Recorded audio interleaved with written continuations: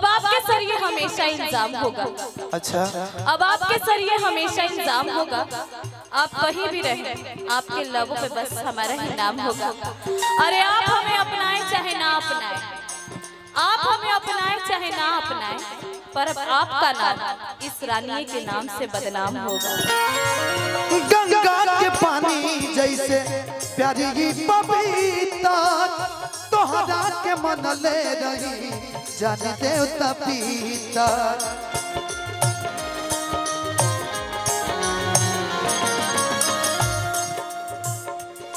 इश्क किए बदनाम हो गए, चर्चे हमारे सरेआम हो गए। इश्क किए बदनाम हो गए, चर्चे हमारे सरेआम हो गए। इस पगली ने दिल इस वक्त तोड़ा जब हम इस पगली के गुलाम हो गए। कभी गम तो कभी आंसू पिया करते हैं, कभी गम तो कभी आंसू पिया करते हैं। आपके बिना हम हर रोज यूं ही मर मर कर जिया करते हैं। हम तोहरा बिन जी ना सकीले, हम तोहरा बिन जी ना सकीले। जहरिया जुदाई के, जहरिया जुदाई के पी ना सकीले।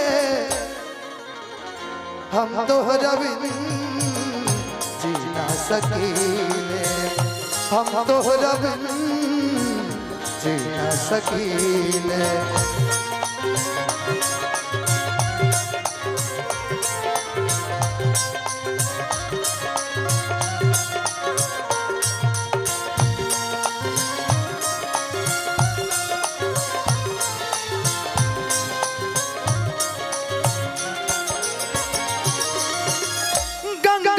पानी जैसे प्यारी पपीता तोहरा के मन ले रही जान देवता पीता।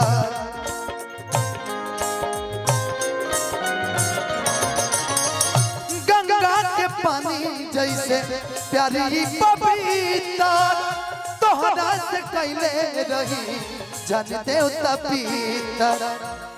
तोहसे पहले केहू दिल में हमारा सुन आइल चाहे कोइल न रहे।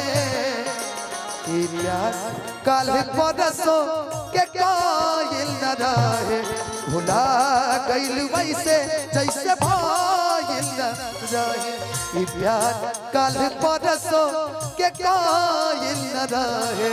भुला गइल वैसे जैसे भइल न।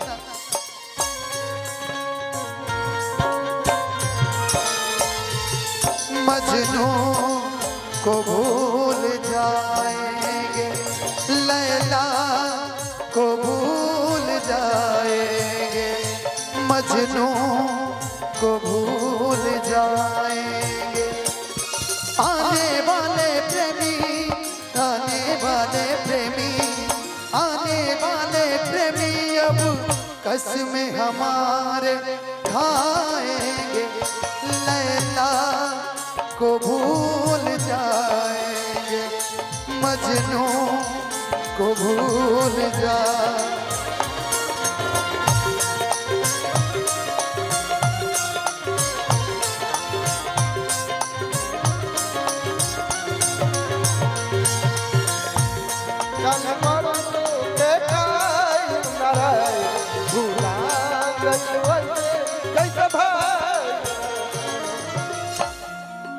मजा होता अब जाते बड़ी तजा जो जो प्यारी बारी के चाकर में मरी बारी जाई। सर माथा नंजे अब न गलती दोहराई।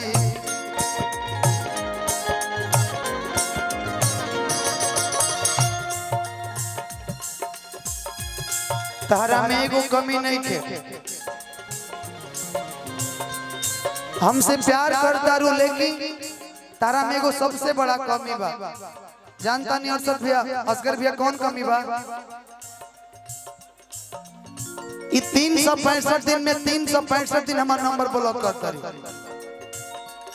जाने जहिया से जाने जहिया से हमारा पसक कैले बाड़ी कि वो दिन से नंबर ब्लॉक कैले बाड़ी कि ना जाने कौन कमी हमारा में बावे आजकल सुनतारी बिट्टू के कह ये बिट्टू जी ये नौका यार वहीं से बिया होता कि जाने जहिया से हो जाने जहिया से जाने जहिया से हमारा पसक कैले बाड़ी ये हम ठीक है कि दिहला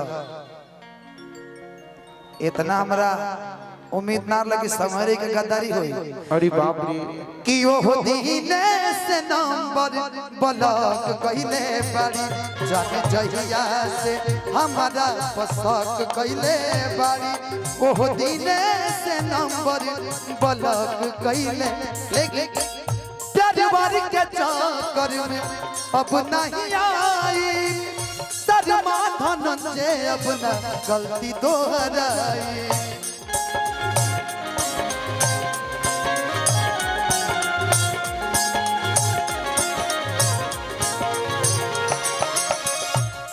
पवन बाबा है आई ना प्यार के चक्कर में मरी बरी जाई पवन पांडे अपना गलती दोहराई